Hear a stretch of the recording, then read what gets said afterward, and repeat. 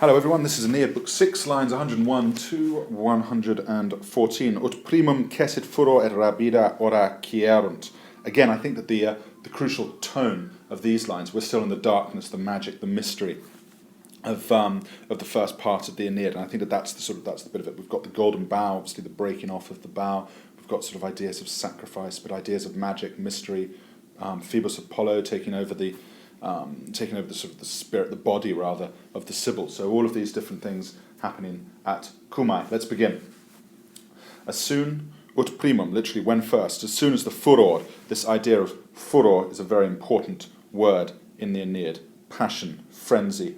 As soon, and so much of the Aeneid seems to be about the sort of conflict between pietas and furor, or between reason, ratio, and furor. And I think that possibly here there's sort of an element of saying, actually, do you know what? The furor is important before you move on, before you have an understanding of life. Maybe you need to sort of embrace that part, the passions, the furor, the magic, the mystery of the golden bough, the mystery of the horn of ivory, falsehood, all of these different sorts of ideas. Ut primum, as soon as, I digress, as soon as the furor, as soon as the frenzy cessit, retreated, abated, and the rapida ora quierunt, and the raving lips, the rabid lips, I love this word rapida that keeps on coming up, and the rabid lips, quierunt, fell silent.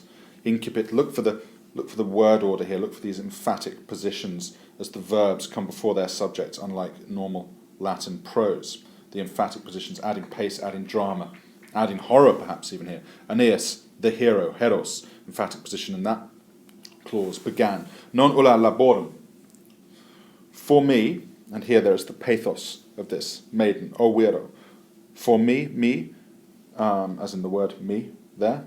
So, for me, O maiden, O virgo, non ulla, not any facies, there is no form of suffering, of laborum, no form of suffering, surgit, arises, that is nova, that is new, or is inopina, no form arises that is new, that is strange, or unforeseen, or unlooked for.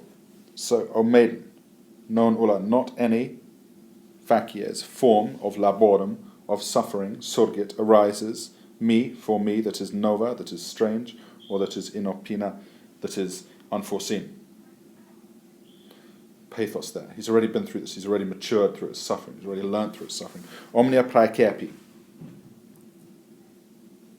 I have foreseen, omnia, all these things, and peregi, and I have gone through it, ante, beforehand, mecum, literally with myself in my mind. I have foreseen everything, and I have debated it, and I have thought it over in my animo, in my mind. Unum oro, I pray for this one thing. Quando,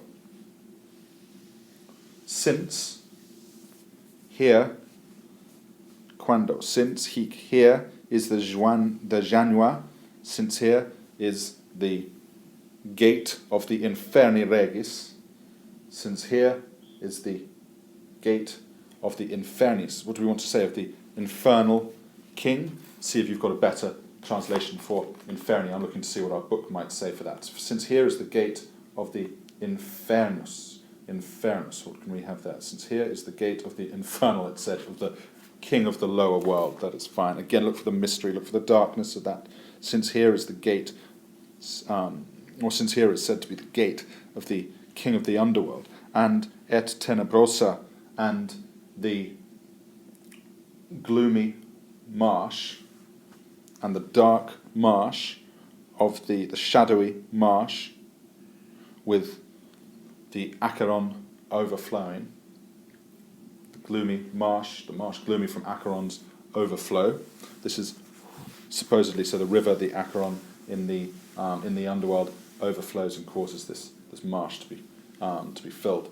May it be granted, literally contingat, let it be allowed for me, ire, to go ad conspectum, to the site of my cari genitoris, of my dear father, to the site, and the presence, and the ora, literally the face, but may it be allowed for me to go to the site to the conspectu and the presence of my dear father, Dokeas.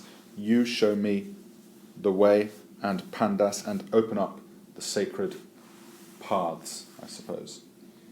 May you show me the way and open up the hallowed entrances, maybe, the pandas. May you show me the way. Dokeas. Again, look for the verbs in this bit. May you show me the way and open up. May you open up the sacred entrances. Illum ego per flamas. Now reference to book 2.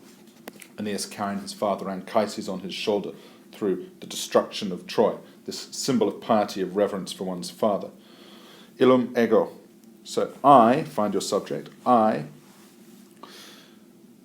Eripui, I carried that man, illum, I carried that man through flames and 1,000 pursuing missiles, mille sequentia terra, and 1,000 missiles chasing me on these hisumeris, on these shoulders, and I recovered him medioque through the midst of the enemy.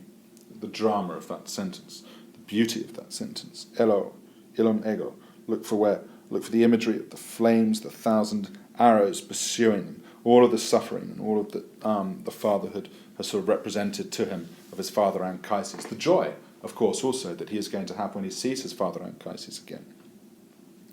Ille meum comitatus. He,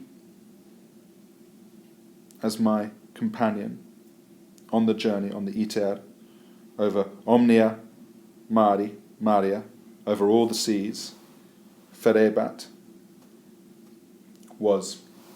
So again, he, the partner of my journey, ferebat, was enduring, mecum, with me, omnia Maria, all the seas, atque, and omnis, and all the threats of the pelagi, of the ocean, and of the sky. This is the journey. Again, I told you about how Anchises was really the guide, was really, in many ways, the leader for the first few books of the Aeneid until he died in book 3. And then we had the funeral games for him in book 5. And as I said, he wasn't necessarily the perfect leader. He made some mistakes, led them to the wrong land where the ground bled, etc., etc.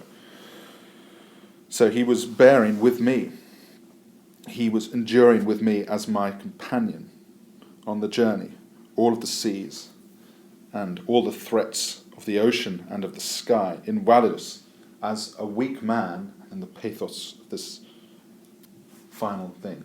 All the seas, all the threats of the ocean and the sky, as a weak man, weak though he was, ultra, beyond viris, beyond the viris, the strength, not here man, beyond the strength, and the lot, sortem, senectae, of old age, that word here, obviously adding to the pathos. The idea being that as an old guy, you're meant to be sitting around having a nice time, not going overseas and being rescued from pursuing arrows, etc., etc. Very well done. I'll see you all next lesson.